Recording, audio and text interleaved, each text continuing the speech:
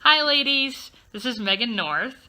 I live in Poland, and I have been talking with Miss Fran about making a video for you guys. So here it is. Welcome to Poland. I am a journeyman, which means I am serving overseas with the International Mission Board for 2 years. I have completed 13 months overseas. Out of 22 months overseas, and so I will come home on July 2018. So we're getting close. If we can survive the winter, we can do this. But I live in Warsaw, Poland, which Poland is kind of smashed in between Germany and then Lithuania, Estonia, Latvia, and Russia. So Polish people are Slavic. The Polish language sounds very Slavic, lots of sounds.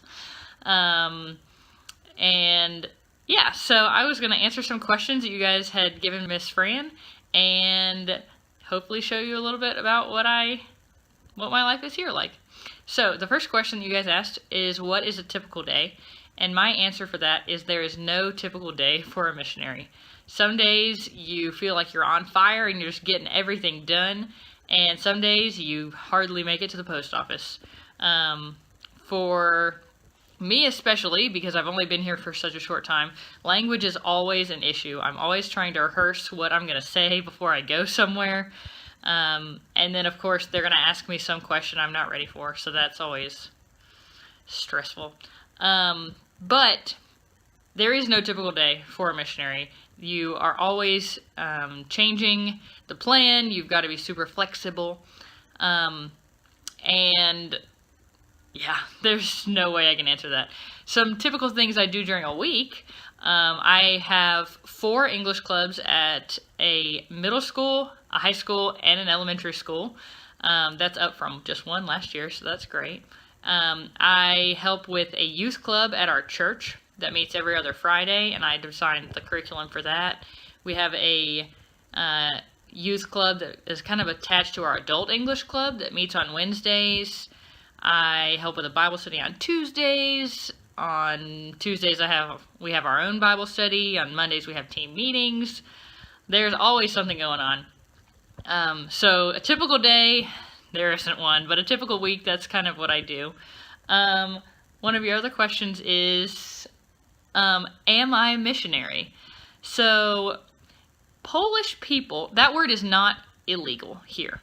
If people found out I was a missionary, they would be like, oh, that's weird.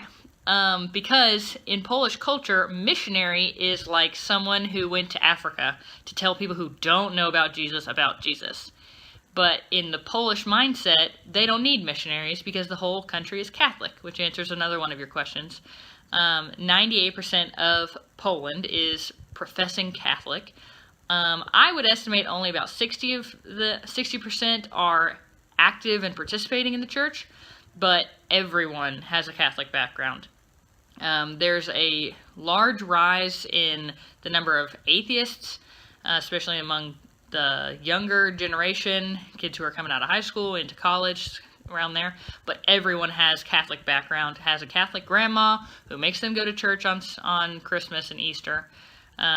It's very much Catholic. So, that being said, when we don't use the word missionary because they don't think that they need missionaries, because they believe that they are good. There is a fable in 1066, I think, that a king or a duke, I'm not sure, he baptized the whole nation. And so the whole nation became Catholic, and everyone has been good since then. So we don't use the word missionary at all, actually. I hardly tell people International Mission Board. I work with an organization in Poland called Cross Culture Communities, and I volunteer with them and I teach English clubs. So that's what I tell people. So the word is not illegal. I'm allowed to be here and be a Protestant. We just don't tell people that we're missionaries. Another question that you had was, are we free to share?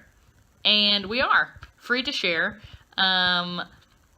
No one can tell you that you can't be Protestant and that you can't share your faith. We are free to share here. The government does not have any rules about sharing because the government is Catholic. So we're talking about Jesus, and they're like, good, we believe in Jesus too. But there is pushback from local authorities, especially priests, when priests in local churches or schools find out that we are Baptist. Oh, Baptist, that's a heresy word. There is a lot of pushback. Don't go to their clubs, don't go to their camps, don't hang out with them. They're Baptists, they're heretics. So there is a lot of pushback from that side, but we are free to share. It's not a secret. I have had many conversations with girls in coffee shops. Other people are listening. I can see they're listening, but I'm not going to get in trouble for telling people about Jesus. I might have some social pushback, especially from those priests. But as far as the government, I'm not going to get in trouble for talking about Jesus. So our challenges, pulling into that, our challenges are that people think that they are saved. People think that if they go to the priest every week and they confess their sins and they do their Hail Marys, that they are 100% good. So it's often very surprising for them when they find out that we don't go to priests and we don't have to do anything to get forgiveness for our sins, and that we have assurance of salvation, that I could sin and immediately die and I still know I'm going to heaven. A lot of Catholics here are still holding on to, if you are about to die, you better repent and get a priest, because if you have any sin in your life, you're not going to go to heaven. Explaining that is often surprising. Explaining that I don't go to confession is often surprising. Explaining that I pray anywhere is often surprising. So these are the kind of challenges that we have, that Poland thinks that they are good, that they are believers and everything is fine. So the challenges are pulling out those weeds, basically. The gospel can't grow because Satan has got such a strong hold on the Catholic Church and the Catholic tradition. We had a kid a few weeks ago who said, I can't believe you only believe the Bible. You don't have traditions that you have to do. That's ridiculous. And it's so countercultural to what I would think. But that is just not the culture here. So yeah, those are a lot of the challenges. Getting people to come to our events. We say, hey, we're Protestant, we're Baptist, you should come hang out with us. And they're like, no, never. So that's also fun. But Warsaw is very modern. I can get anything basically that I need here. I do miss my oatmeal cream pies, and I know y'all are sending me some peppermint chocolate kisses, and I'm so thankful. So just little things are things I can't get. Just little things like food, but most things I can get. I can get fabric for my sewing projects. I can get any kind of craft supplies that I need for the kids. Clothing is really cheap. Food's really cheap. So it's a very modern city. We have 2 metro lines. Wow. And a very extensive tram and bus network. So I don't have a car. I use public transportation every day. But basically you can find anything. We don't have Walmart, but we have equivalents. We have H&M and TK Maxx. It's not TJ Maxx. I don't know why. When I came into Poland, I did not know that it would be this modern. I was very nervous about basically stepping back into 1950. And in many ways, Poland still is 1950s, 1970s. A grandma yelled at me today because I wasn't wearing a hat. So that was good. Very much a culture of not a mind your own business culture. Everyone knows everyone's business. Everyone is allowed to say anything to anyone at any time. So you just shake your head and say, yep, my head is cold. I apologize. I'm sorry. I'm going to go get a hat. But it is a very modern area.